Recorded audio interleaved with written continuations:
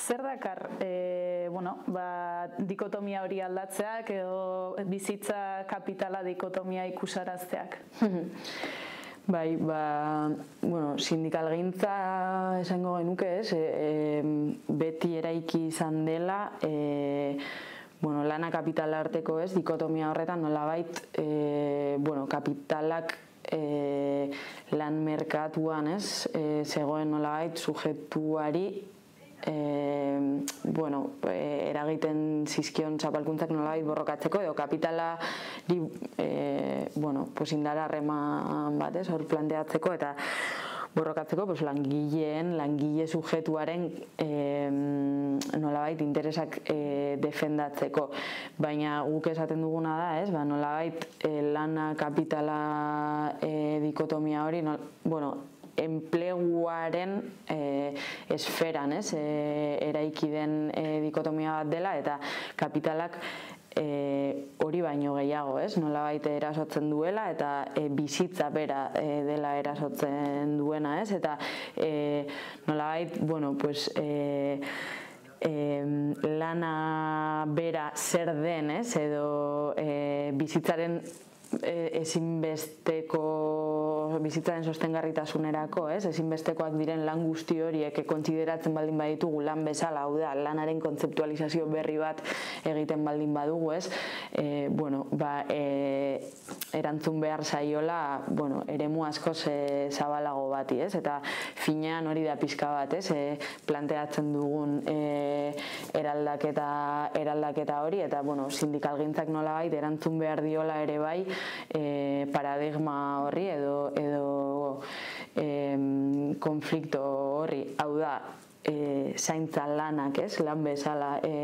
aitortu behar direla eta zentzu horretan, tresnak sortu behar ditugula,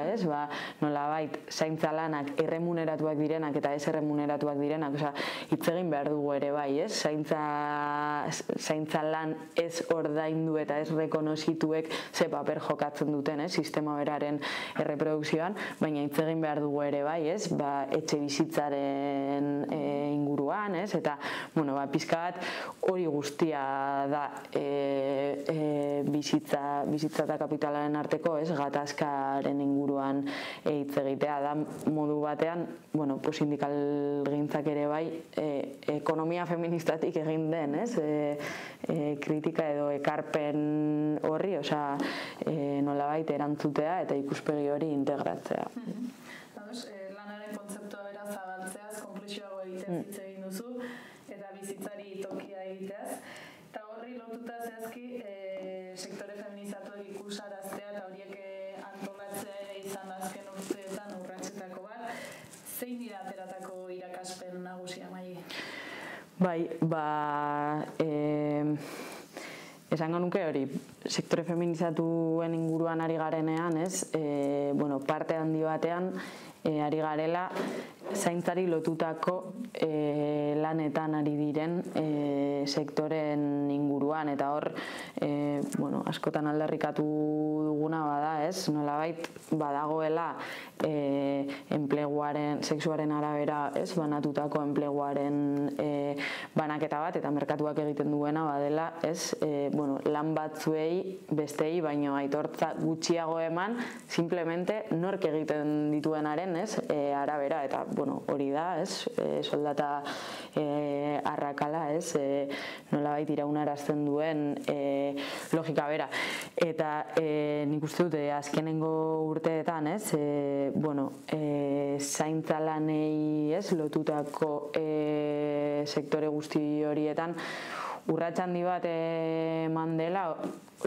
horrekin lotuta, eman delako ere bai, nolabait, eraldaketa kultural eta ideologiko handi bat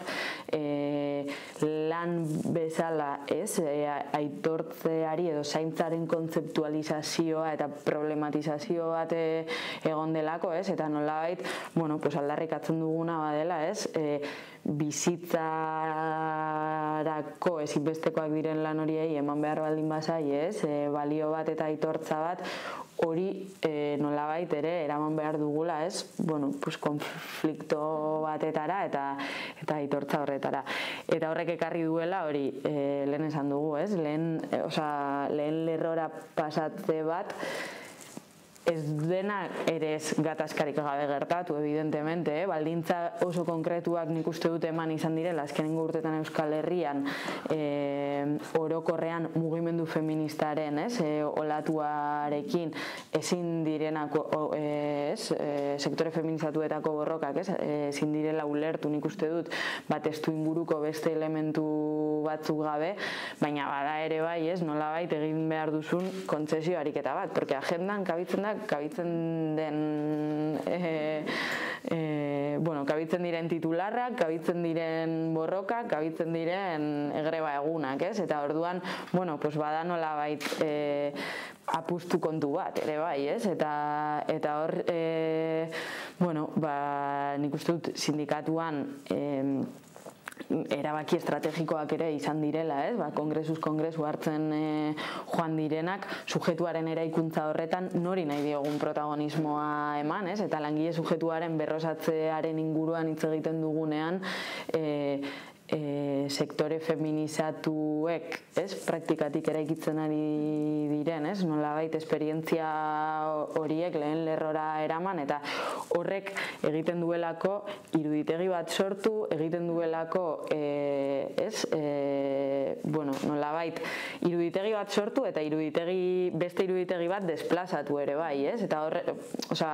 badelako ere bai referentzia berriak sortzea, bada beste borroka batzuk pizteko, ere bai kaldo de kultibo bat, eta nik uste dut hori da ekarri duena bere horretan. Uste dut hori ere sindikalgintzan orain igual izan dezakegula tentazioa, ikusarazi direla, borrokatu, baina egia da ere aitortu behar dela sindikalgintzan beti egon izan direla sektore feminizatuak, eta beti egon izan direla emakumeak antolatuta ere bai, eta horri ere bai nolabait aitortza egin behar zaiola. Egia da parte hartze politikoan ere bai, salto bat eman bada, eta sindikalizazio mailan nabaritzen da, datuetan, askoz, euneko 50 inguru ere bai, sektore feminizatu emakumeak direla, eta eman dela salto objektibo bat, eta igual antolatuago gaudela, igual antolaketa ereduak berak ere bai, laguntzen duelako beste antolatzeko saiagoak diren, individualizatuagoak dauden, garbitzaileen sektorera edo zaintza sektoreko langileen gana iristeko, baina sektore feminizatuen inguruan ari garenean ere beti egon den zerbait badela esango nuke sindikalgintzan. Aipatu duzu bestelako iruditegi bat sortzen ari dela, buzo urdindun fabrikako langiletatik haragoko gorputz langile pertsonak agertu direla beste sektore feminizatuak lehen lerrora ekartzea. Zer garrantzi dauka horrek maila izan jendartera begira edo langilei begira? Totala, garrantzi, realidadeak sortzen dira, realidade berriak sortzen ere bai, eta pizkat glosarioarekin ere bai, egin dugun ariketan konturatzen ginen, izendatzen dena, eta ikusarazten dena bada realidade berriak sortzeko tresnarik eraginkorrena, eta ez baldin baduzu izendatzen, eta ez baldin baduzu nolabait irudikatzen zerbait zaila da ere bai, reproduzitza, eta hori estrategia bat izan behar dela ere bai, hau da, ez da iruditegi berriak lantegiak sortzea, sektore feminizatuetan borrokak antolatzea, eta ez da hausaz gertatutako zerbait, eta prozesu natural bat ere, prozesu feministak, diren bezala, da zerbait, kontzienteki, nolabait antolatu behar duzuna, eta kontzienteki ere bai protagonismoa eman behar diozuna, eta orduan, nik uste dut horregatik daukala balioa, badelako ez zaila da bere izten, ez bakarrik simbolikoa den zerbait, baizik eta realidadea sortzen duen zerbait, eta hor gora garbitzaileakeko dinamika ikustea, garbiketako emakume pila bat, buru berokiekin zagardu diren bulegoa okupatzen, edo residentzietako langileak kaleak hartzen ikustea, asterik aste, grebetan, eta askok ere berbalizatzen dutelako, kide askok berbalizatzen dutelako, haiek ere ez dutela bere burua igual ikusi momentu horretara arte, horrelako gorputza jartzen horrelako espazioetan, eta borroka horiek ere bai lehen pertsonan bizitzen, orduan horrek ekartzen duela, eta horregatik, beragatik, daukala balioa, bai. Bere mugarri, oztopo, erresistentzia eta irudi berri guztiekin ari da nolabait borroka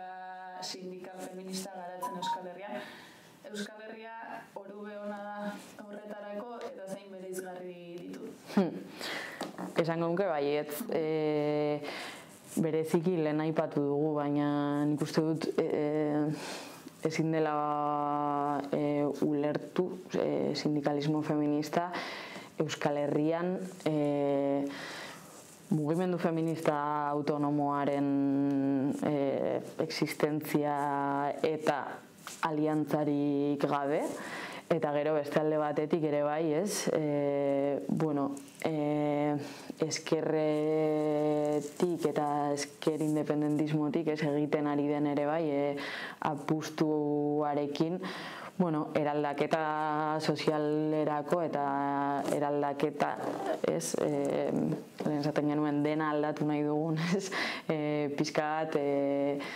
ideia hori praktikara eramate horretatik, eta uste dut, eta hau ere sindikalismoan dabiltzan beste herrialde batzuetako, kide feministekin eta konpartituta eta askotan konturatzen gara, igual ez egunerokotasunean, baina konpartitzen duzunean, izandako bizipenak eta izandako prozesuak, hemen bezalako baldintza gutxi ematen direla, beste toki batzuetan sindikalismo feministaren esan dugun, termino horren garapenerako, eta hor esango nuke hori, eman dela borroka feministaren eta langile borrokaren nolabaiteko uztartze bat atzera bueltarik ez daukana, eta hori agendan nolabait ikusten da, eta ikusten da ere bai, kaleetan, ikusten da espazio guztietan, orduan esango nuke baietz ezinbestean egindako ibilbidea eman dela, orubean ere beste elementu guzti horiek zeudelako.